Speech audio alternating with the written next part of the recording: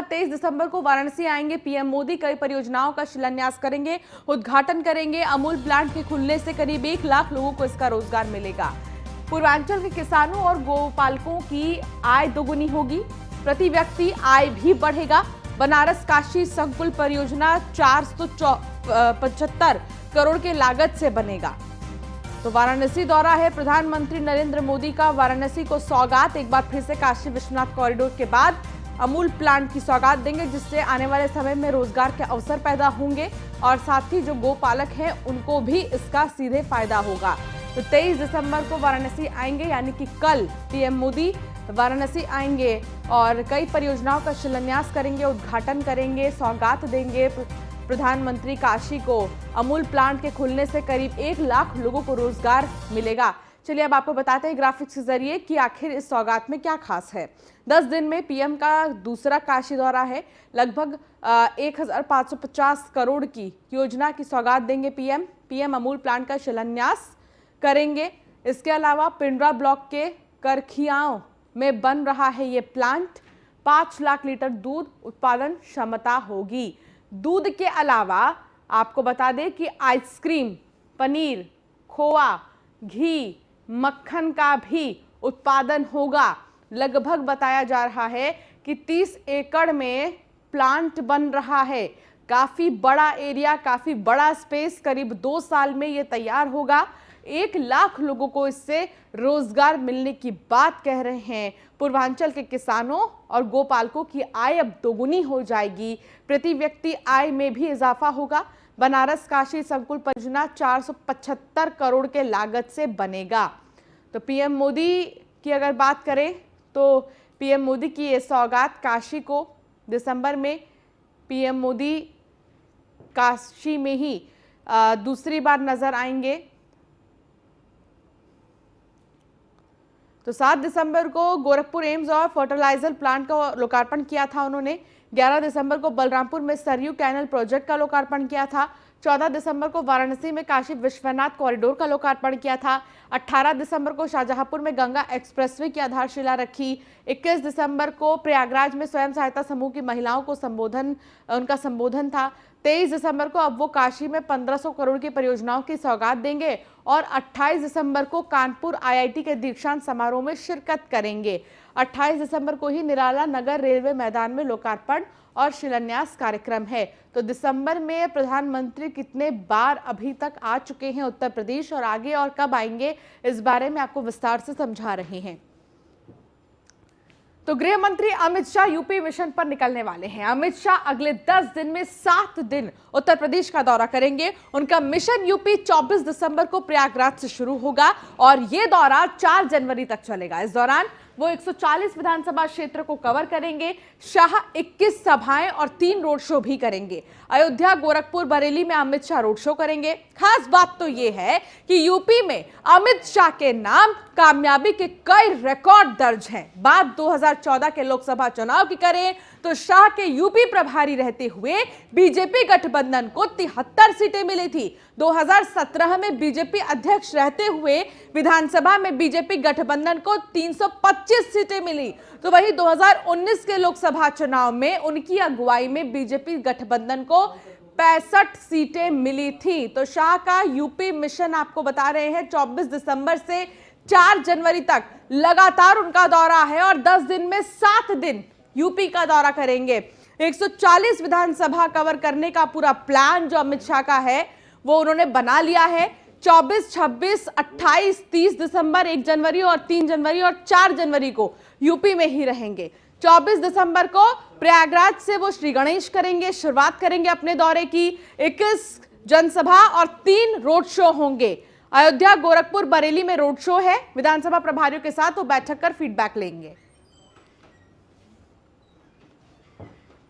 पर लखनऊ से जहां मुख्यमंत्री योगी आदित्यनाथ ने महापुरुषों को नमन किया है। भारत की आजादी के लिए लंबा संघर्ष हुआ है। सीएम योगी ने कहा, पीएम ने अमृत महोत्सव की शुरुआत की है। महान सपूतों से भारत को स्वाधीनता मिली है। यूपी में महान योद्धाओं का इतिहास। रानी लक्ष्मीबाई विदेशी हुकूमत के खिलाफ लड़ी। अमृतकाल हमारे लिए प्रेरणा का स्रोत है। आत्मनिर्भर की ओर तेजी से अग्रसर हैं। भारत पीपीई किट का निर्यात कर रहा है। आज दूसरे देश भारत की ताकत देख रहे हैं। हमें सांस्कृतिक धरोहर को और बढ़ाना है। भारत पर एयर सर्जिकल स्ट्राइक का जज्बा है। नए भारत की नई तस्वीर विश्व देख रहा है। स्वतंत्रता सेनानियों को नमन करता हूं। तो सीएम योगी की क्या कुछ महत्वपूर्ण बातें थी, सुनते हैं आपको।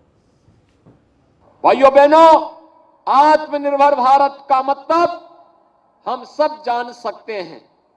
इस सदी की सबसे बड़ी महामारी के दौरान जिस भारत को पहले जब कोरोना महामारी आई थी, पीपीई किट के लिए परेशान होना पड़ा था, सैनिटाइजर के लिए परेशान होना पड़ा था, आज वही भारत पीपीई किट दुनिया के तमाम देशों को सप्लाई कर रहा है।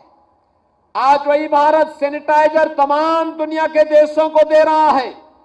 आज वही भारत न केवल अपने देश के नागरिकों के जीवन को बचाने का कार्य कर रहा है, बल्कि उनकी जीविका को बचाने के लिए भी एक बड़े अभियान के साथ जुड़ा हुआ है। भाइयों बहनों, 57 के प्रथम स्वातंत्र समर में देखने को मिला था, और ये प्रथम स्वातंत्र समर इसलिए भी महत्वपूर्ण है उत्तर प्रदेश के लिए, क्योंकि इसका केंद्र बिंदु उत्तर प्रदेश बना रहा।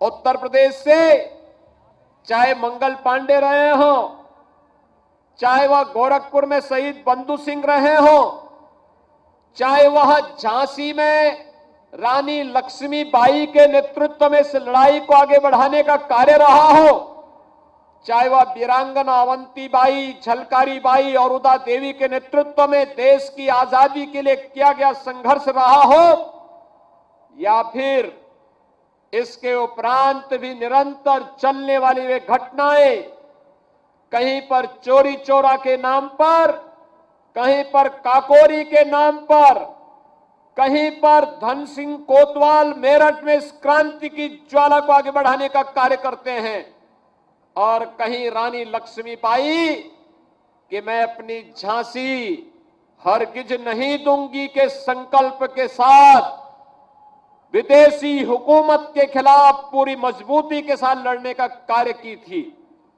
आज उसी का परिणाम है, एक तरफ देश की आजादी का अमृत महोत्सव और दूसरी तरफ चोरी चोरा कांड का, चोरी चोरा के ऐतिहासिक घटना का शताब्दी महोत्सव हम सबको मनाने का अवसर प्राप्त। अयोध्या में कथित जमीन घोटाले के मामले में आप नेता संजय सिंह ने दिल्ली में प्रेस कॉन्फ्रेंस की है। उन्होंने कहा है कि अयोध्या में राम मंदिर तीर्थ क्षेत्र के आसपास जमीन खरीदने की होड़ लगी है। विधायकों, नेता, एसडीएम, डीआईजी और अधिकारियों के रिश्तेदारों ने प्लॉट खरीद लिए हैं। उन्होंने ये भी कहा कि प्रभु श्री राम के मंदिर की जमीन के नाम पर 5 मिनट में 650 करोड़ का भ्रष्टाचार हुआ था। मीडिया से बातचीत के दौरान उन्होंने कहा कि मैंने एक ही बात कही थी कि लोगों ने मंदिर के लिए पेट काट करके चंदा दिया है, उसमें घपला नहीं करना चाहिए। सुनिए क्या कुछ कहना था संजय सिंह का। पहले एक रोंघई नाम के दलित व्यक्ति को तैयार किया गया। दलित ही दलित की जमीन को खरीद सकता है, ये ट्रस्ट के लोग जानते थे। छोटे छोटे 1 बीघे 1.5 बीघे के जमीन रखने वाले दलित जो थे वहां पे उस क्षेत्र में, उनसे रोंघई नाम के एक दलित ने 21 बीघा जमीन खरीदी। 21 बीघा जमीन खरीदी, 90 के दशक में खरीदी। और मजेदार बात यह है कि वो कई दलितों से जमीन खरीदकर वो दलित रोंघई 21 बीघा जमीन महर्षि रामायण विद्यापीठ ट्रस्ट को दान कर देता है, और उसको अब बेचा जा रहा है गलत ढंग से, जो कि ट्रस्ट नहीं कर सकता। पहले तो वहीं एयरपोर्ट पर रेडियो एक्टिव पदार्थ डिटेक्ट की मॉक ड्रिल की गई है। रेडियो एक्टिव पदार्थ डिटेक्ट होने से एयरपोर्ट पर हड़कंप मच गया है।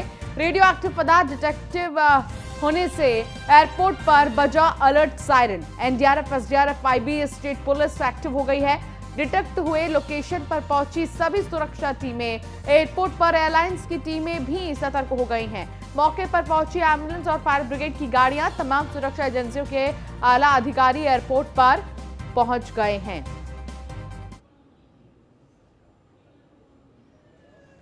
तो तस्वीर आपको हम दिखा रहे हैं। ये देखिए, तमाम जो फोर्सेस हैं वो मौके पर मौजूद हैं।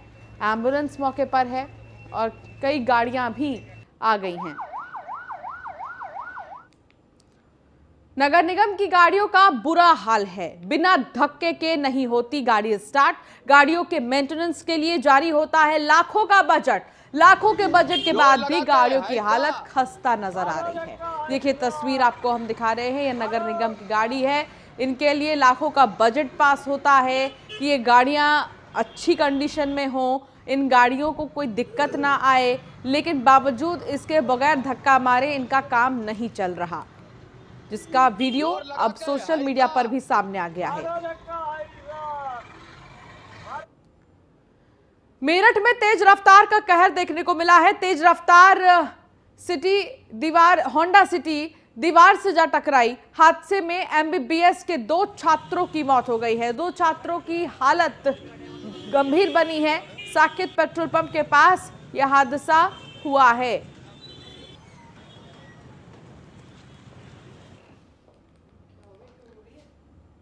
तो नोएडा से खबर, जहां पुलिस और बदमाशों के बीच मुठभेड़ हुई है। हत्या करने के फिराक में घूम रहा बदमाश गिरफ्तार कर लिया गया है।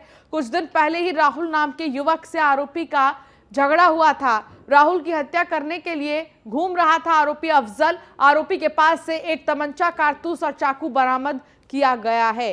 तो पुलिस और बदमाशों के बीच मुठभेड़ हुई और हत्या करने के फिराक में बदमाश घूम रहा था। नोएडा में एक लियो काउंटी सोसाइटी के मंदिर में चोरी हो गई है। लाखों का सामान और भगवान के गहनों की चोरी हुई है और चोर दीवार फांदकर चोरी की वारदात को अंजाम देने पहुंचे थे और चोरी कर फरार हो गए। और चलिए, इस बुलेटिन में फिलहाल इतना ही। अब बने रहिए न्यूज़ 1 इंडिया के साथ। नमस्कार।